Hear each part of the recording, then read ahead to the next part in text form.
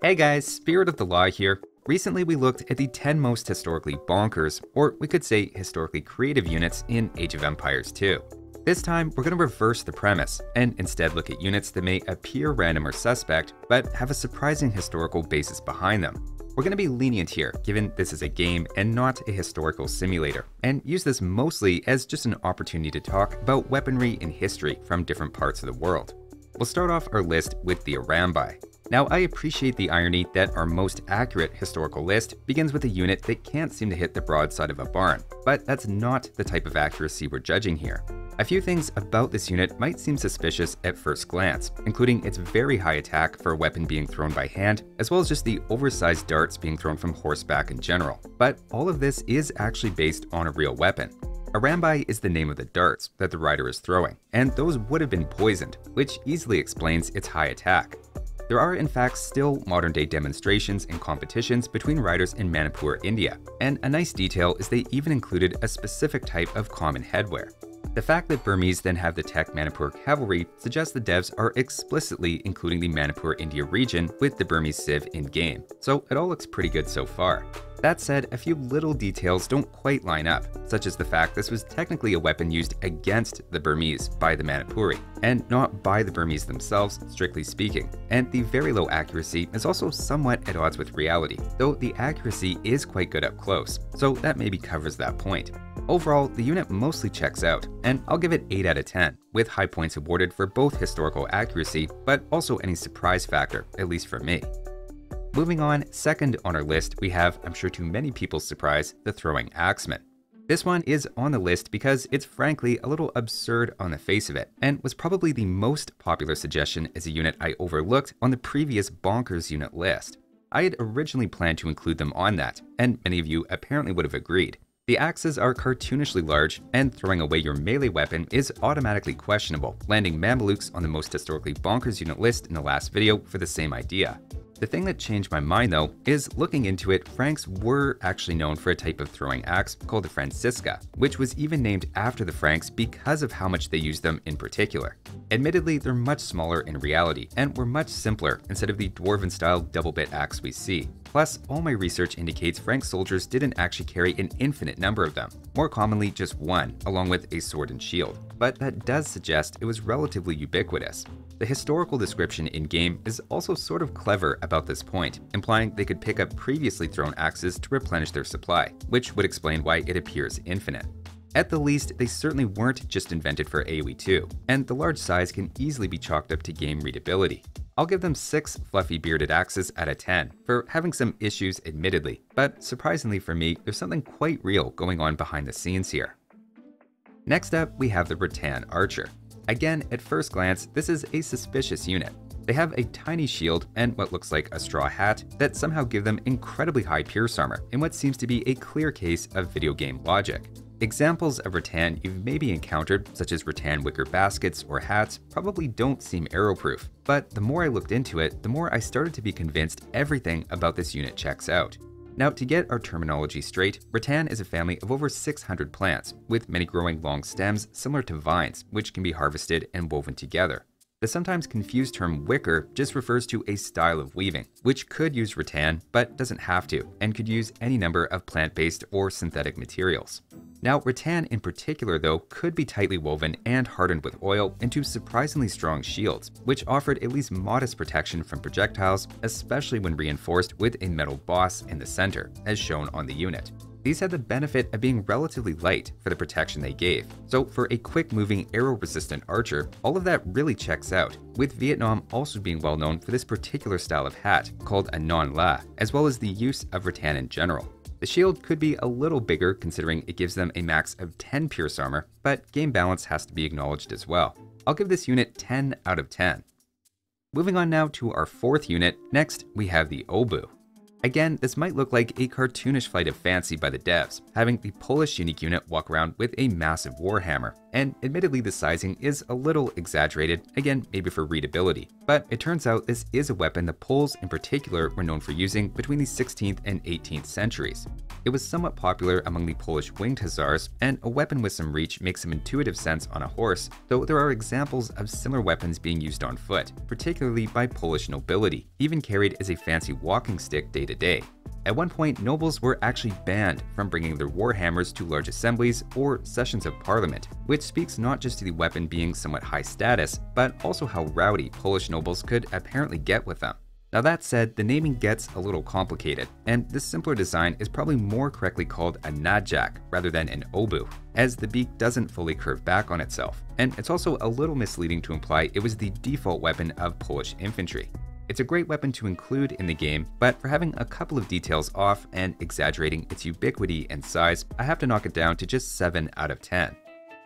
Next up, we have the Ballista Elephant, particularly in combination with the double crossbow unique tech. Now, elephants have certainly become more creative in AoE2 as time went on, going from the lone war elephant to the battle elephant, elephant archer, and then ballista and siege elephant. Clearly, the Ballista Elephant as a cross of an elephant and scorpion must be a step too far, and maybe leaves you wondering which unit the devs are going to try to mix with an elephant next, maybe a monk, or maybe continue expanding the siege family with an elephant petard. You might be thinking the Ballista Elephant is still the silliest looking concept of the entire bunch here, but in reality there is evidence of something exactly like the Ballista Elephant being used by the Khmer. The double crossbow itself was a Chinese invention, and despite the AoE2 effect, did not fire 2 projectiles, but instead refers to having 2 bows attached back to back. This design increased the power and range, meaning +2 attack and range is probably more appropriate than a second projectile. Either way, Khmer took this design and at least transported this type of siege weaponry, possibly even firing them from the back of an elephant. That's not totally clear. A missed opportunity is that the photo of the Ballista Elephant doesn't actually show a double crossbow, sadly, and as a tech firing 2 bolts seems like a bit of a misinterpretation. But the Ballista Elephant as a concept certainly has some historical basis, as attested to in Khmer stone carvings. It bugs me a little they fired 2 shots at once, but I'll still give this one 7 out of 10. Moving on, we have Flemish Militia and the associated Flemish Revolution tech. Now this is an always controversial single-use tech, converting all villagers into unique spear units, which are generally good for a final push or last stand as Burgundians. The idea of peasants picking up spears to defend their home is not an idea unique to Burgundians, of course, but has a cool event behind it being referenced called the Battle of the Golden Spurs. In that, an army of Flemish militia carrying a blend of a spear and mace called something like a horenda defended their home and defeated what on paper should have been a superior invading French army, which happened to include many French nobles and heavy cavalry. While the French ultimately won the war, the Battle of the Golden Spurs was a major Flemish victory, particularly thanks to how the Flemish militia performed against cavalry. Everything about that is nicely captured in the unit, between its attack bonus and weaponry, as well as the fact that with the current balance of it, you very often win the first immediate battle and stabilize, but ultimately lose the war more often than not. I imagine the French were also saying very similar things to AoE2 players when they first encountered them. I'll give this one 8 out of 10.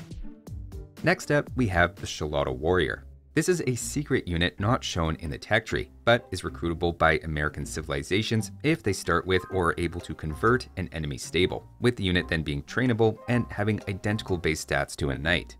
The name Xolotl refers to the Aztec dog-headed god of fire, lightning, and death, so it seems reasonable for a military unit to be named after, and is also incidentally where the name for the axolotl comes from. Now, Incas or Aztecs riding horses may seem like fiction, but there is actually something to this. The Incas in particular, under a Spanish puppet emperor named Manco Inca, rebelled against the Spanish and captured some of their weapons, armor, and horses, and then used those against the Spanish and their allies in battle. We could nitpick the fact that the unit is wearing Aztec Jaguar clothing, but the point is Native Americans taking advantage of access to enemy horses with an openness to using the enemy's weapons against them has some good evidence behind it. If anything, they might get the short end of the club by being almost unupgradable and tricky to access, so they're probably a little undersold if anything. Overall, I'd still give them 7 axolotls out of 10. Moving on, we have the Flaming Camel. This is a bit of an odd unit, working almost like a faster moving petard with some bonus damage against buildings in siege, but specializing notably more against cavalry and elephants in particular. This is a direct historical reference to the Battle of Delhi in 1398 during Tamerlane's victory over the Delhi Sultanate capturing the city. In that battle, the Delhi army included armored elephants with poison-covered tusks, which would have been very dangerous to face head-on. So Tamerlane had his soldiers load up as much wood and hay onto the camels that he could, and did exactly what's shown in AoE 2, as brutal as it is. When the Delhi elephants charged, they were met with flaming camels, causing the elephants to panic and turn back on their own lines. The disruption led Tamerlane's army to an easy victory and a horrific sacking of what was at the time one of the richest cities in the world. This entire sequence is the focus of Mission 4 of the Tamerlane campaign, and naturally, flaming camels are then highly effective against elephants and cavalry more generally through their bonuses, not shying away from a pretty brutal historical reference. I'll give this one 10 strongly worded PETA letters out of 10. Next up, speaking of animals, we have the turtle ship. In-game, the turtle ship and the Admiral Yi variation in particular are some of the strongest units stats-wise period, being exceptionally high in their attack and HP, albeit with fairly short range. Turtle ships were of course a real thing, as arguably the first armored warship in history, which had its original design improved upon and was then used to great effect by Admiral Yi against the Japanese in the late 1500s. Giving no easy way to board, resisting enemy projectiles, and being loaded up with cannons on top of excellent ramming abilities, the Japanese weren't quite sure what to make of them. The graphics align for the most part with the descriptions we have, and if anything are a little underpowered compared to their real-life counterparts in both their damage output and hardiness. In one battle, for instance, Admiral Yi led 13 of a forerunner of the turtle ship called Panoxens to victory over 10 times their number at least, and by some accounts up to 300 Japanese ships, including support ships, not just winning the battle, but not even losing a single one of his 13, showing the Korean Navy at the time really embodied the quality over quantity approach.